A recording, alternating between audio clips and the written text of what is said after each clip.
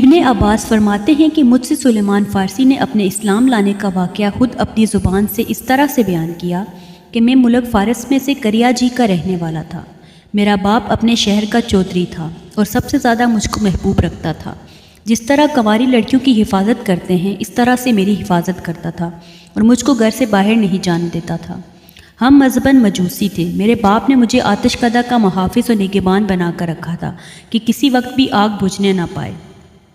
ایک مرتبہ میرا باپ تعمیر کے کام میں مشغول تھا، اس لیے مجبوری مجھ کو کسی زمین اور کھیت کی خبرگیری کے لیے بھیجا اور یہ تاکید کی کہ دیر نہ کرنا۔ میں گھر سے باہر نکلا، راستے میں ایک گرجا پڑتا تھا، اندر سے کچھ آوازیں سنائی دی۔ میں دیکھنے کے لیے اندر گھسا، دیکھا تو نصاری کی ایک جماعت ہے جو کہ نماز میں مشغول ہے۔ مجھ کو ان کی عبادت پسند آئی اور اپنے دل میں یہ کہا کہ یہ دین ہمارے دین سے بہتر ہے۔ میں نے ان لوگوں سے دریافت کیا کہ اس کا اصل دین کہاں ہے؟ ان لوگوں نے کہا ملک شام میں، اسی میں آفتاب غروب ہو گیا۔ باپ نے انتظار کر کے تلاش میں کاست دوڑائی۔ جب گھر واپس آیا تو باپ نے دریافت کیا، اے بیٹے تو کہاں تھا؟ میں نے تمام واقعہ بیان کیا۔ باپ نے کہا اس دین نصرانیت میں کوئی خیر نہیں ہے، تیرے ہی باپ دادا کا دین آتش پرستی بہتر ہے۔ میں نے کہا ہرگز نہیں، خدا کی قسم نصرانیوں ہی کا دین ہمارے دین سے بہتر ہے۔ باپ نے میرے پیر میں بیڑیاں ڈال دی اور گھر سے باہر نکلنا بند کر دیا۔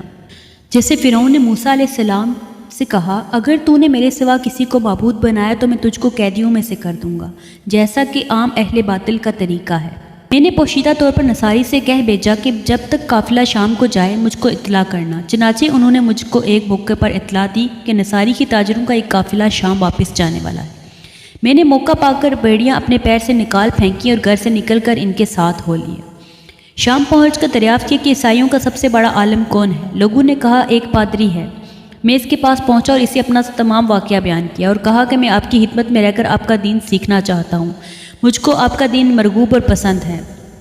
آپ اجازت دیں تو آپ کی خدمت میں رہ پڑوں اور دین سیکھوں اور آپ کے ساتھ نماز پڑھا کروں۔ اس نے کہا بہتر، لیکن چند روز کے تجربہ کرتے ہوئے مجھے یہ پتہ چلا کہ وہ آدمی بڑا حریص اور طامع تھا، دوسروں کو صدقات و خیرات کا حکم دیتا اور لوگ جب پیسہ روپیہ لے کر آتے تو جمع کر کے رکھ لیتا اور فقراء اور مساکین کو نہ دیتا۔ اسی طرح اس نے اشرفیوں کے 7 مٹکے جمع کر لیے۔ جب وہ مر گیا اور لوگ حسن عقیدت کے ساتھ اس کی تہذیب و تکفین کے لیے جمع ہوئے تو میں نے لوگوں سے اس کا حال بیان کیا اور وہ 7 مٹکے دکھائے۔ لوگوں نے یہ دیکھ کر کہا، خدا کی قسم ہم ایسے شخص کو ہرگز دفن نہ کریں گے۔ بلاخر اس پادری کو سولی پر لٹکا کر سنسار کر دیا اور اس کی جگہ کسی اور عالم کو بٹھایا۔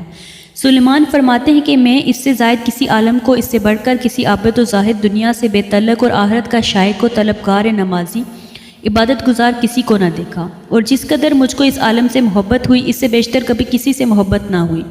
میں برابر اس عالم کی خدمت میں رہا۔ جب ان کا اخیر وقت آ گیا تو میں نے عرض کیا کہ آپ مجھ کو وصیت کیجیے اور بتائیے کہ آپ کے بعد کس کی خدمت میں جا کر رہوں۔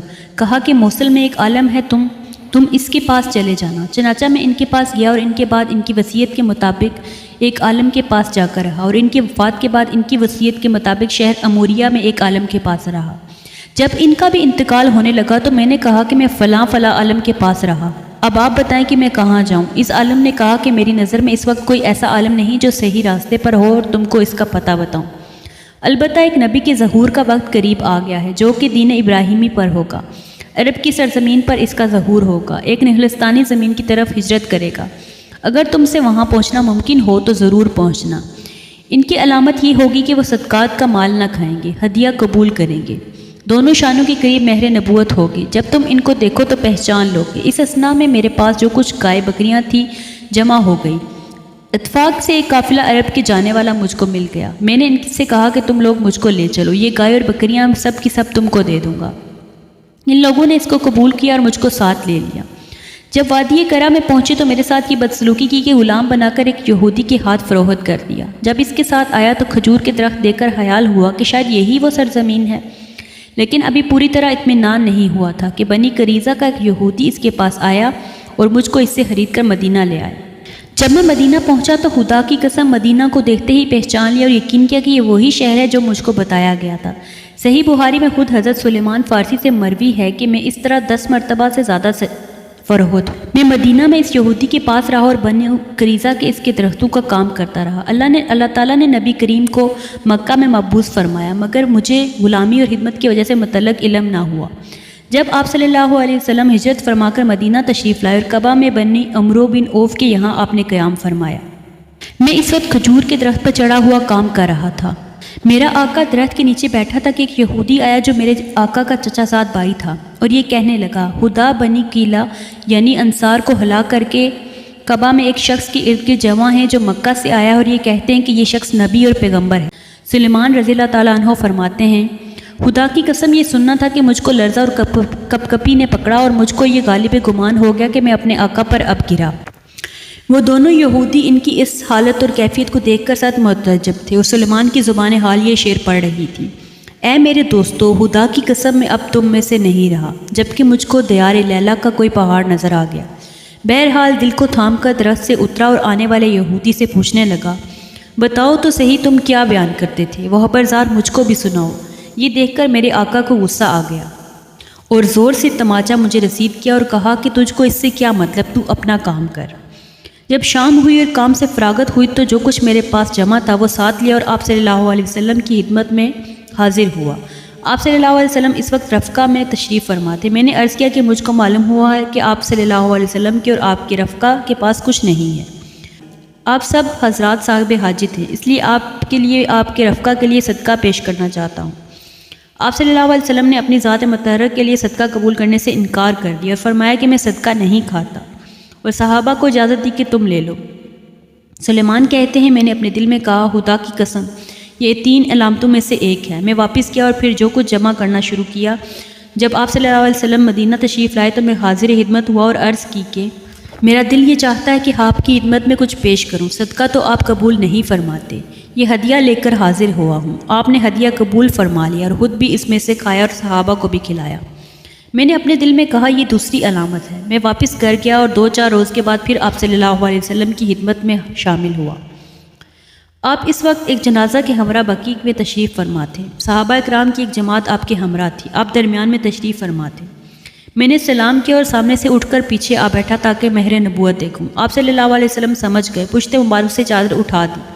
میں نے دیکھتے ہی پہچان لیا، اٹھ کر مہر نبوت کو بوسہ دیا اور رو پڑا۔ آپ نے فرمایا، سامنے آؤ، سامنے آؤ۔ سامنے آیا اور جس طرح سے ابن عباس میں نے اپنا یہ واقعہ بیان کیا، اسی طرح میں نے تفصیل کے ساتھ یہ تمام واقعہ رسول اللہ صلی اللہ علیہ وآلہ وسلم کے سامنے آپ صلی اللہ علیہ وآلہ وسلم کے صحابہ کی مجلس میں بیان کیا، اور اسی وقت مشرب با اسلام ہوا۔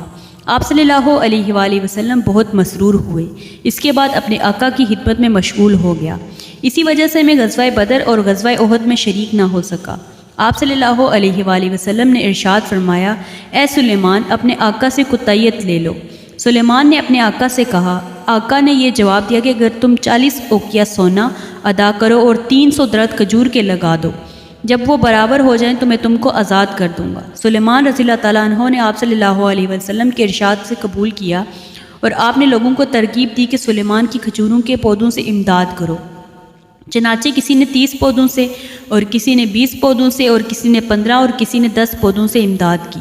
جب پودے جمع ہو گئے تو مجھ سے فرمایا، اے سلیمان، ان کے لیے گڑھے تیار کرو۔ جب گڑھے تیار ہو گئے تو خود دست مبارک سے ان تمام پودوں کو لگایا اور برکت کی دعا ادا فرمائی۔ 1 سال گزرنے نہ پایا تھا کہ سب پھل آ گئے، اور کوئی بھی پودا ایسا نہ رہا جو خشک ہو گیا ہو۔ سب کے سب سرسبز شاداب ہو گئے اور سب کو پھل آ گیا۔ درختوں کا قرض تو ادا ہو گیا، صرف دراہم باقی رہ گئے۔ ایک روز ایک شخص نے آپ کے پاس ایک بیضہ کی مقدار سونا لے کر آیا۔ آپ نے فرمایا، مکاتب یعنی سلیمان فارس کہاں ہے؟ اس کو بلاؤ۔ تو آپ نے وہ بیضہ کی مقدار سونا عطا فرمایا اور یہ ارشاد فرمایا کہ اس کو لے جاؤ، اللہ تمہارا قرض ادا کرے گا۔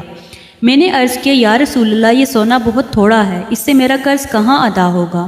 آپ صلی اللہ علیہ وآلہ وسلم نے فرمایا، جاؤ، اللہ اسی سے تمہارا قرض ادا کر دے گا۔ چنانچہ میں نے اس کو توڑا تو پورا 40 اوقیہ سونا تھا۔ میرا کل قرض ادا ہو گیا اور غلامی سے آزاد ہوا۔ آپ صلی اللہ علیہ وسلم کے ساتھ غزوہ ہندک میں شریک ہوا۔ اس کے بعد تمام غزوات میں آپ کے ہمراہ رہا۔